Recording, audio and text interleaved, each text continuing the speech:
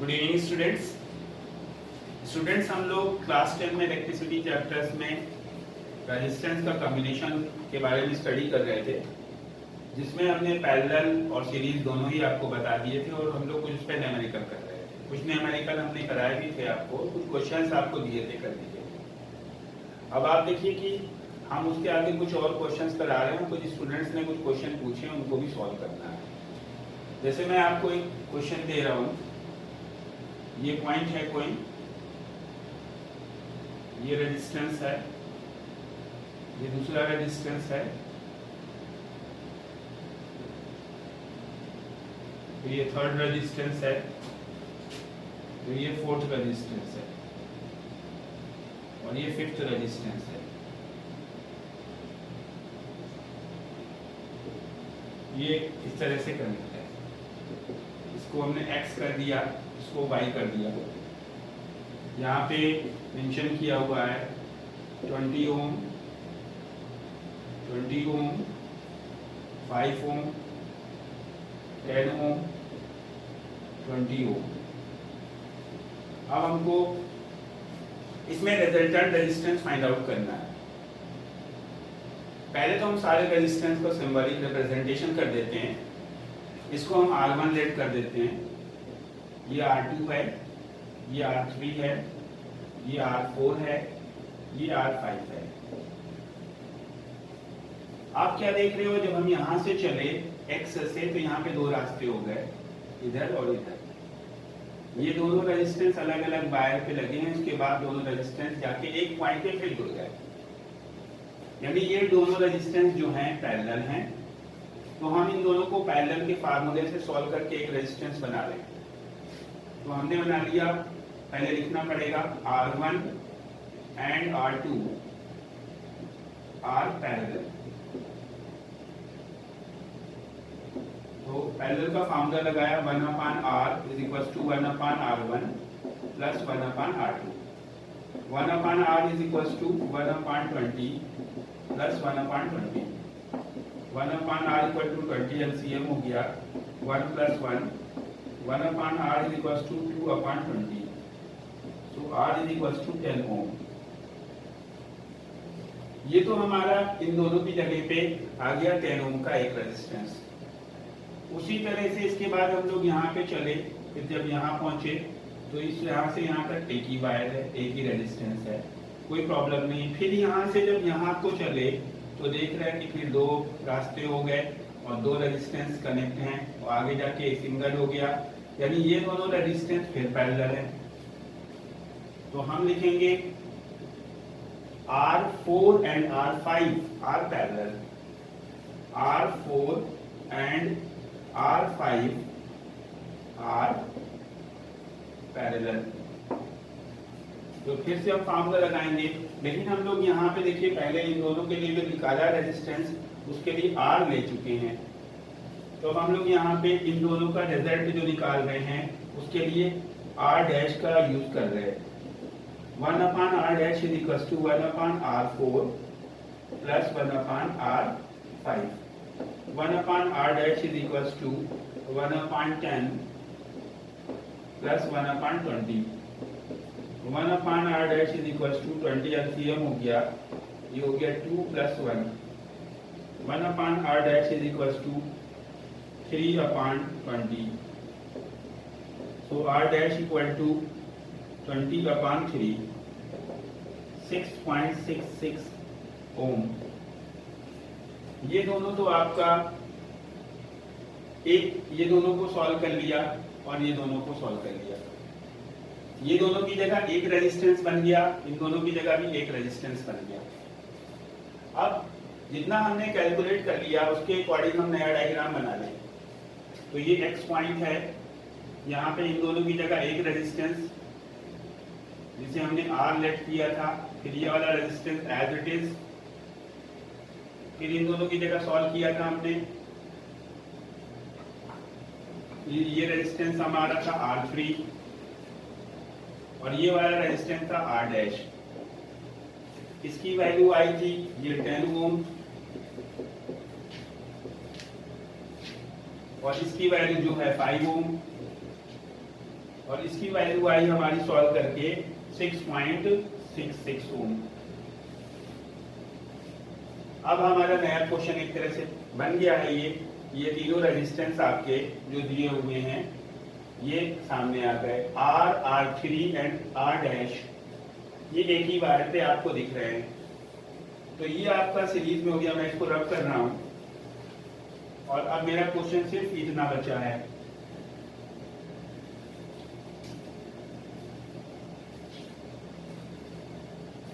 That's mean R, R3 and R dash are in series. तो हम लिखेंगे R, R3 and R dash are in series. Series का formula लगाएंगे, ये x point था और ये हमारा y पॉइंट है। सीरीज का फार्मूला होगा, हम r भी लेट कर चुके हैं, r डैश भी लेट कर चुके हैं, तो r डबल डैश कर लें तो क्या क्या लिखेंगे, r प्लस R3 और प्लस r डैश। r की वैल्यू है 10, R3 की 5, R डैश की वैल्यू है 6.66, तो आपने जोड़ दिया 21.66। ये है आपका आंसर। अब स्टूडेंट्स, एक बच्चे ने हमसे क्वेश्चन पूछा उस दिन कि सर इसका क्या होगा, तो मैंने उस बच्चे को तो बता दिया, लेकिन अच्छा क्वेश्चन था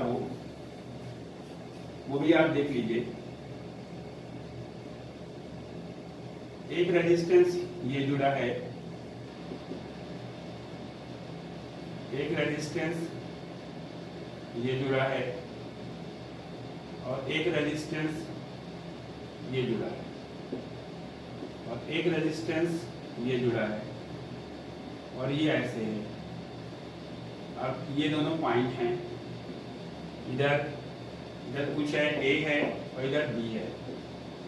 ये 20 ओम है, ये भी 20 ओम है, ये 10 ओम है, ये 5 ओम है। अब इसमें हमको बताना है रिजल्टेंट रेजिस्टेंस कितना है। देखिए, जब आप वायर कहीं ले जाते हैं, कनेक्शन करते हैं, कॉपी पे तो आप सीधी लाइन बनाते हैं, लेकिन वायर घरों में टेढ़े मेढ़े किधर कहीं से कोई निकल जाए।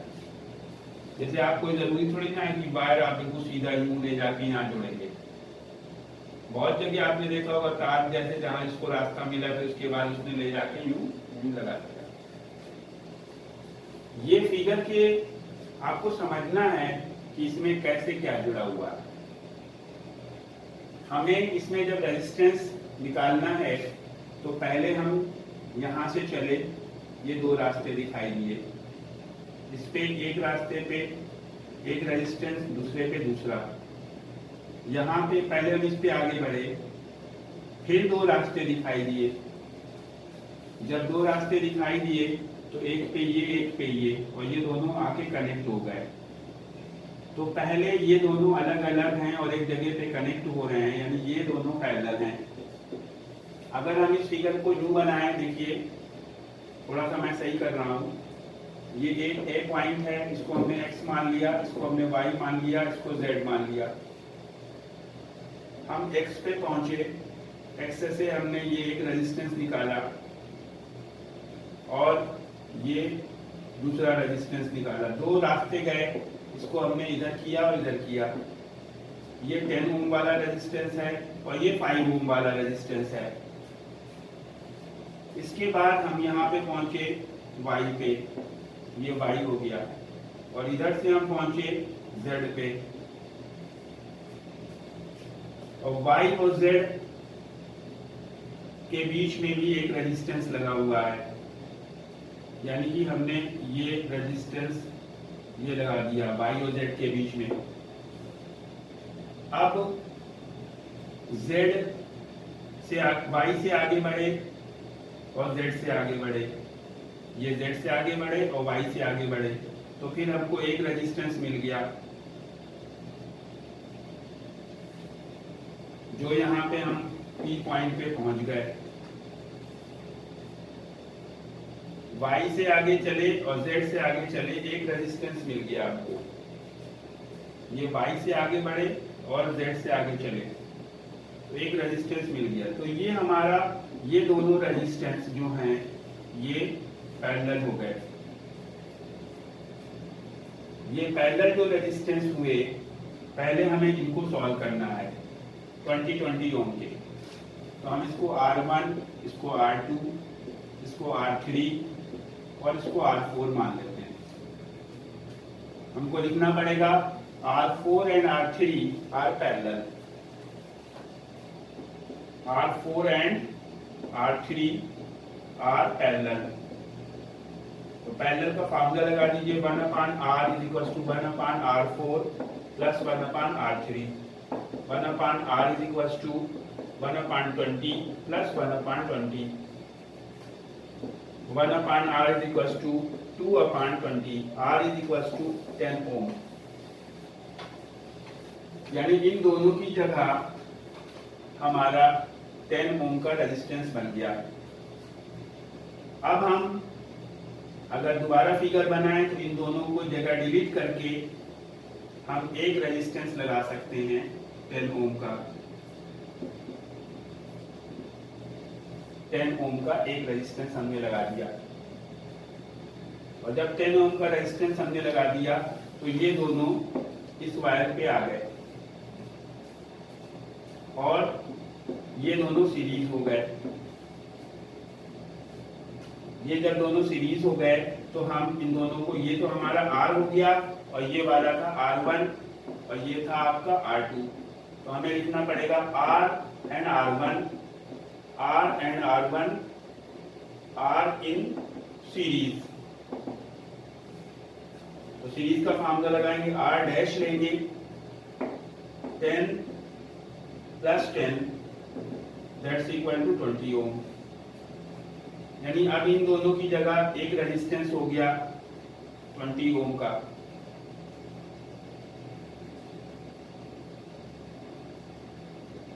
लाइक दिस, ये 20 ओम हो गया।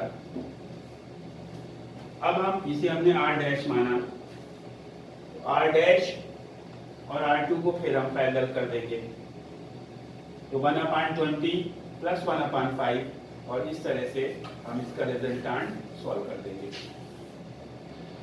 स्टूडेंट देखिए, दूसरा क्वेश्चन है जो स्टूडेंट्स ने पूछा था, इसमें ए और बी के बीच में आपको पोटेंशियल रेजिस्टेंस निकालना था, नेट रेजिस्टेंस।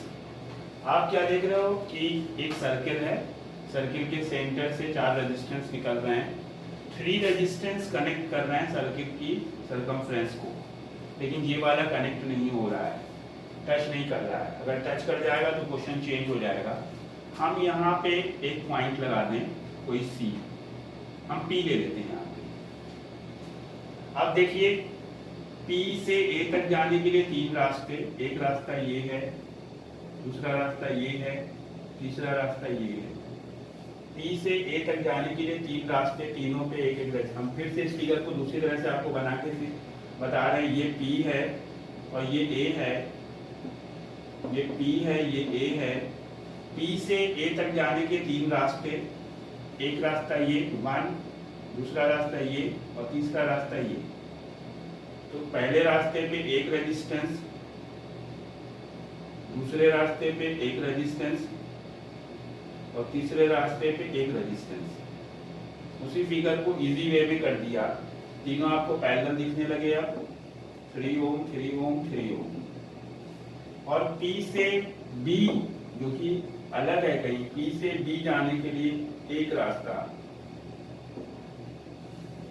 ये आपका A हो गया, ये हो गया B और इसका 1। अब आपका क्वेश्चन देखिए कितना इजी हो गया। ये 3 ओम्स जो हैं 3 3 3 के तीनों पैरेलल हैं और ये आपका एक रेजिस्टेंस। तो पहले हम इसका लेट कर लें R1, R2, R3 और R4, इन तीनों को पैरेलल करेंगे तो आ जाएगा 1/R is equal to 1/R1 plus 1/R2 plus 1/R3। 1/R is equal to 1/3 plus 1/3 plus 1/3। 1/R is equal to 3 LCM हुआ तो 3 plus 3 R is equal to 1 ohm. इन तीनों की जगह 1 ओम आ गया अब सिंपल डायग्राम हो गया आपका this and this is 1 ohm, this is 1 ohm. ये R हो गया और ये R4 हो गया, ये B हो गया और ये A हो गया। तो आप सीरीज में आ गए दोनों, तो R dash is equals to R plus R4, तो R dash is equals to 1 plus 1 is equals to 2 ohm. इस तरह से आप ये दूसरा क्वेश्चन आपका हुआ। लेकिन ये तो अभी हम सिर्फ रेजिस्टेंस के बारे में बता रहे थे कि कैसे हम कंबाइन करेंगे, पैरेलल हो कॉम्बिनेशन है, उनका रिजल्टेंट निकालना है। लेकिन क्वेश्चन में जब सर्किट डायग्राम होगा और साथ में बैटरी या सेल भी कनेक्ट होगा, सपोज कीजिए हमने बोला ये बैटरी लगी है और यहाँ पे एक रेजिस्टेंस और ये दूसरा रेजिस्टेंस और फिर ये स्विच लगा है और ये बैटरी का वोल्टेज है 6 वोल्ट। अब जैसे ही आप स्विच ऑन करेंगे, ये रेजिस्टेंस दिए हुए हैं आपको 2 ओम एंड 2 ओम, ये दिए हुए हैं। जैसे ही आप स्विच ऑन करेंगे करंट फ्लो करेगी। तो करंट कितना फ्लो करेगी? यहाँ से जब आपने स्विच ऑन किया, स्विच ऑन का मतलब ये कनेक्ट कर दिया, तो करंट फ्लो होना शुरू हो गई। करंट फ्लो होना शुरू हुई, करंट जब फ्लो होगी तो ये आई की वैल्यू फाइंड आउट करनी है। अभी तो आप खाली रेजिस्टेंस फाइंड आउट कर रहे हैं, इक्विवेलेंट कितना होगा, लेकिन आई की वैल्यू, स्टूडेंट आई की वैल्यू डिपेंड करेगी कि पूरे सर्किट में कितना रेजिस्टेंस, एक्सटर्नल रेजिस्टेंस जिसे बोला जाता है। वैसे तो आपको बैटरी के अंदर जो इंटरनल रेजिस्टेंस होता है उसके बारे में भी नॉलेज होना चाहिए। मैं अभी क्लास 10 में सीबीएसई में नहीं है, लेकिन मैं थोड़ा उसके बारे में बता दूंगा। करंट जो चलेगी वो एक्सटर्नल रेजिस्टेंस और इंटरनल रेजिस्टेंस दोनों पर डिपेंड करती है। लेकिन मैं इंटरनल रेजिस्टेंस को 0 मान के चल रहा हूँ कि बैटरी के अंदर का रेजिस्टेंस 0 है, और ये जो रेजिस्टेंस जितने हैं पहले उनकी जगह पे एक रेजिस्टेंस बनाना पड़ेगा आपको।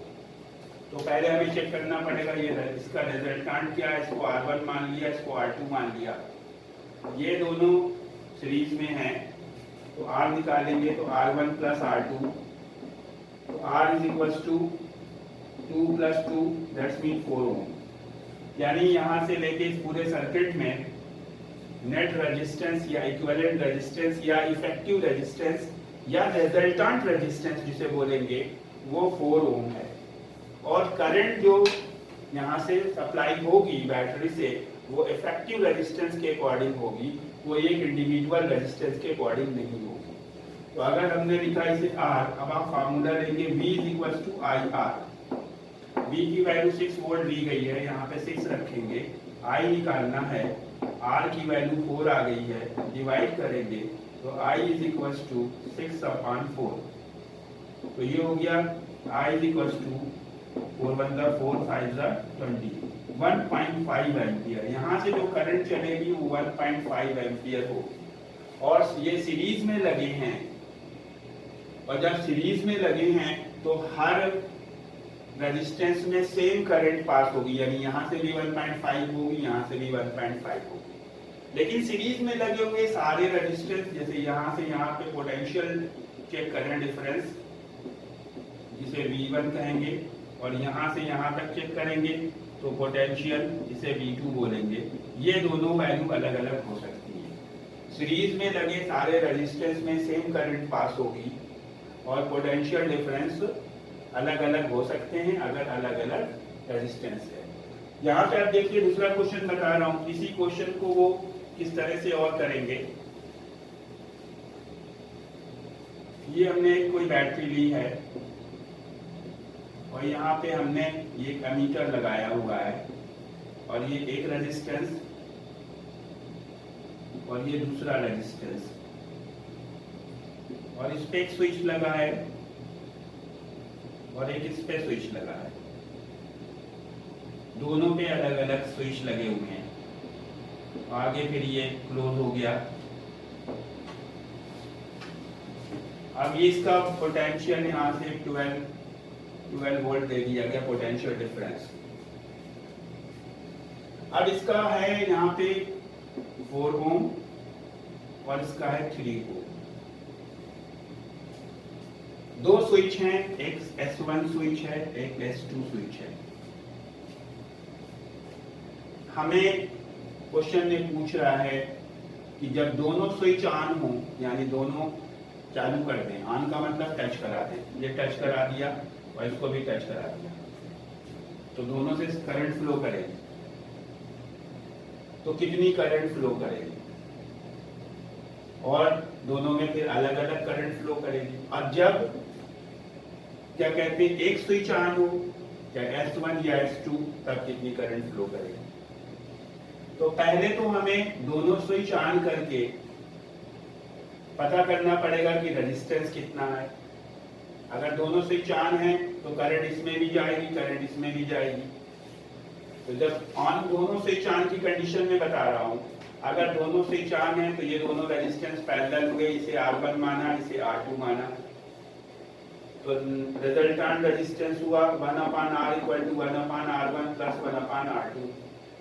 1/R is equals to 1/3 plus 1/4। 1/R is equals to, ये हो गया 12 LCM, 4 plus 3, so R is equals to 12/7 ओम। यानी पूरा रेजिस्टेंस इसका आ गया 12/7। कब? जब दोनों स्विच ऑन है। अब जब करंट चलेगी तो इस ओम के इस रेजिस्टेंस के अकॉर्डिंग चलेगी। करंट स्टार्ट होना शुरू हुई तो V = IR, V की जगह 12 वोल्ट, I निकालना है और यहाँ पे रखा हमने 12/7।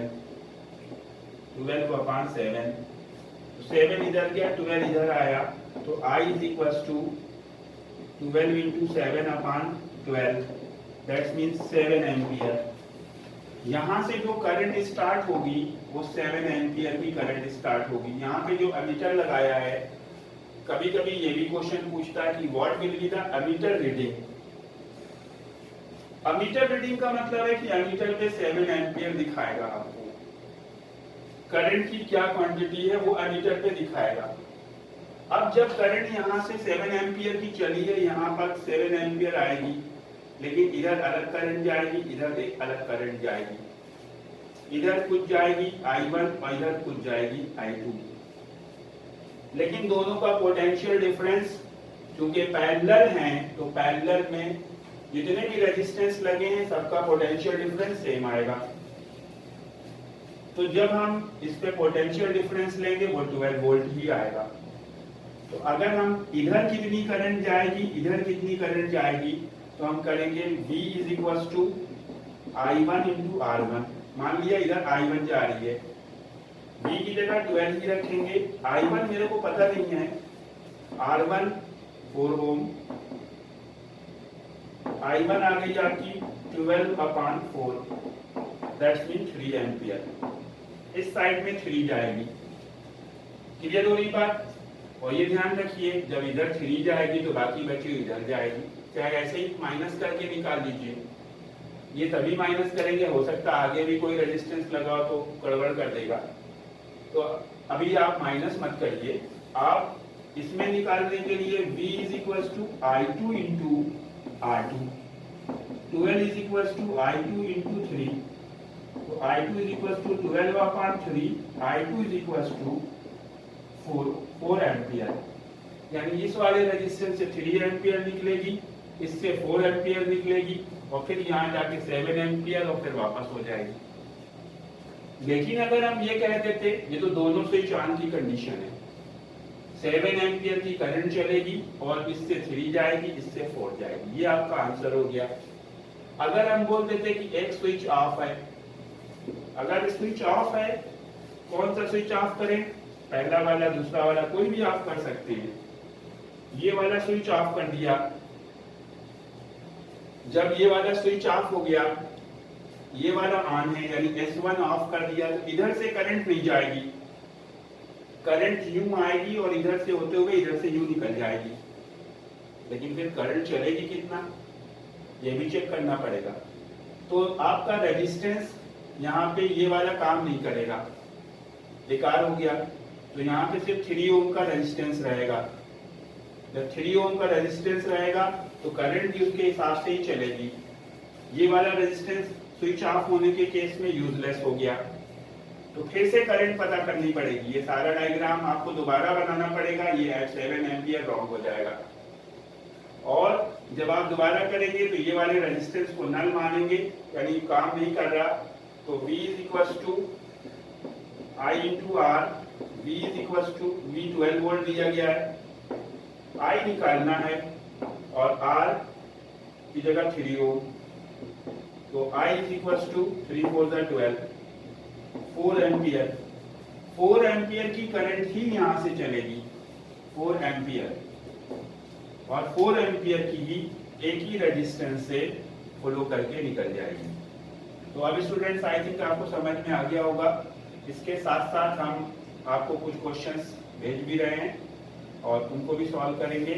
कल फिर हम लोग नई वीडियो के साथ आएंगे। Okay, good bye.